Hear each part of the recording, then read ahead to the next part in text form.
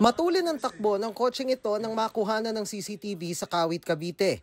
Pero kung titingnang mabuti, may nakasampang tao sa hood ng sasakyan. Nagsimula ang lahat sa pagtimbre sa grupo ng traffic enforcer na si Michael Trajico na may kotseng nakasagi ng tricycle bandang alas 4 ng hapon nitong Lunes. Pero tinakbuhan ng kotse ang tricycle. Naabutan naman ito ng grupo ni Trajico. Pero hindi siya hinintuan ng driver ng kotse.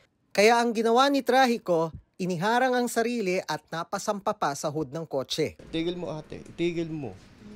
Hanggang sa hindi niya tinigil. Kesa mapailaliman ako, doon ako sa ibabaw. Kung sa wood niya, may nakapitan po ako na matigas na bagay.